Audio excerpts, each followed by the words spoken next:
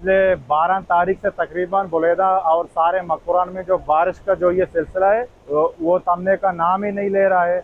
और 12 तारीख से शुरू होने वाला बारिश अभी तक जारी है।